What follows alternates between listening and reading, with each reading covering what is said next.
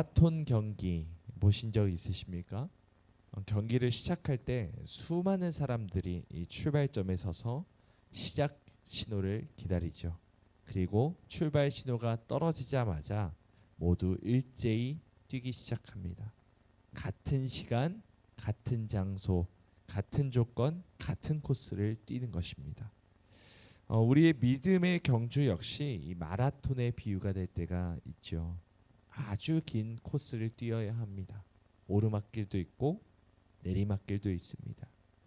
수월하게 달릴 때도 있지만 포기하고 싶을 만큼 괴로울 때도 있습니다. 그런데 우리가 달리는 이 믿음의 경주와 마라톤 경주 사이에 아주 큰 차이점이 하나가 있습니다. 선수들마다 출발점이 각각 다르다는 것입니다. 모든 선수가 한 곳에 모여서 출발 신호에 맞춰서 동시에 뛰어나가는 것이 아닙니다. 어떤 이는 아주 어렸을 때 예수님을 만나기도 하지만 어떤 이는 늦은 나이에 예수님을 만나기도 합니다. 그렇다 보니 교회 안에는 이미 오래전에 출발을 해서 이미 결승점 가까이에 있는 사람도 있고 중간쯤 달리고 있는 사람도 있고 아직 출발조차 안 한 사람도 섞여 있습니다. 믿음이 굳건한 사람도 있지만 믿음이 아주 약한 사람도 있습니다. 주님의 사랑을 깊이 경험해서 간증거리가 차고 넘치는 사람도 있지만 아직 주님을 제대로 경험하지 못한 사람도 있습니다.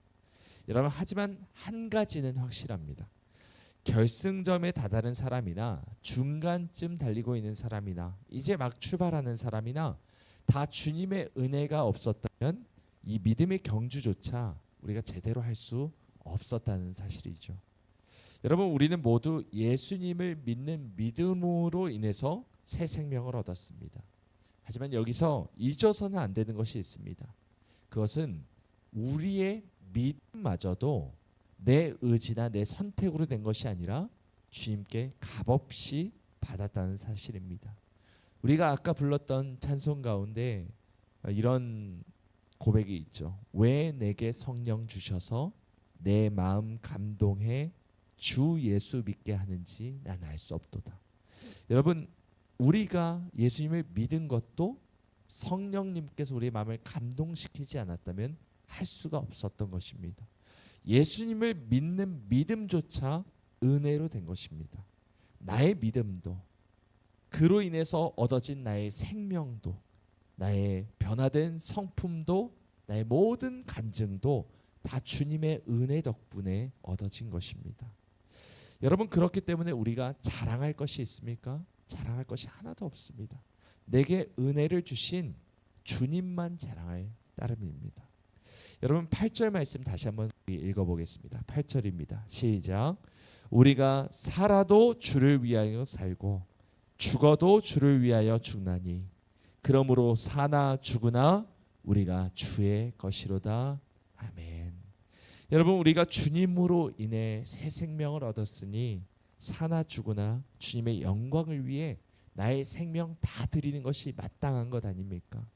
그런데 여러분, 교회 안에 많은 성도들이 이 은혜를 잊어버린 채 신앙생활이 아니라 종교생활을 하는 경우가 있습니다.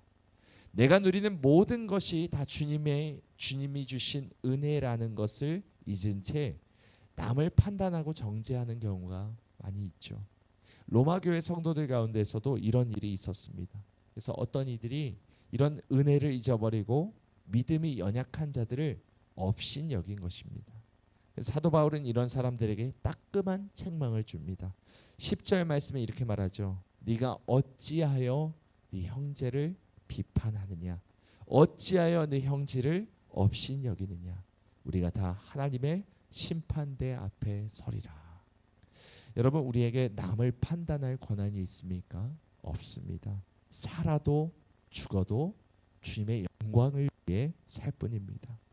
주님의 은혜로 새 생명을 얻은 우리가 어떻게 남을 험담하고 비판하고 은근히 까내릴 수가 있겠습니까? 여러분, 10절 말씀의 하반절을 보시면 이렇게 말하죠. 우리가 다 하나님의 심판대 앞에 서리라.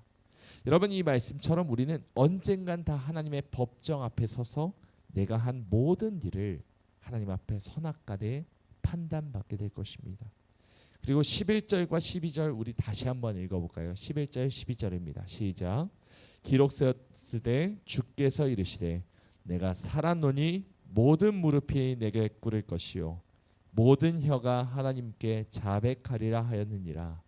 이러므로 우리 각 사람이 자기 일을 하나님께 짓고 하리라. 아멘.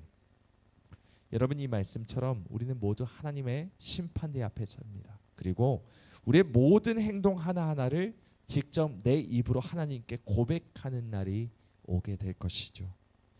여러분, 찬양 가사 중에 이런 가사가 있습니다. 이 다음에 예수님을 만나면 우리 뭐라 말할까?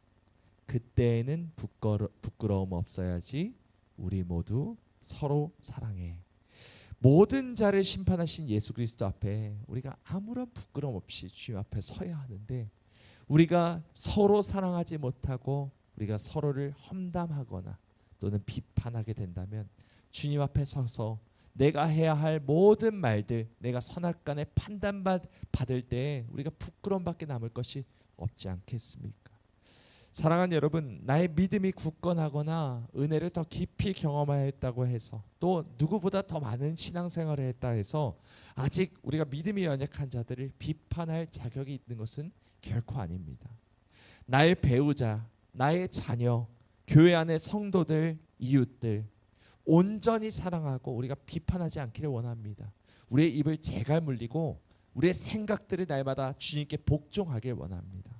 내가 받은 모든 것이 다 주님의 은혜임을 정말로 고백하며 감사한다면 남을 정죄하거나 비판하여 자기 자신을 자랑하거나 높이려 하는 일이 우리에게 없길 원합니다. 판단하시는 것은 오직 주님의 권한이니 다 주님께 맡겨드리고 우리가 해야 할 일은 단 하나, 그를 사랑하며 그를 위해 기도하는 것 하나임을 날마다 기억하길 원합니다. 겸손히 주님께 받은 은혜 흘려보내는 우리 모두가 되길 간절히 원합니다. 서로를 위해 사랑으로 기도하며 함께 손잡고 믿음의 경주를 완주하는 우리 모두가 되기를 간절히 소망합니다.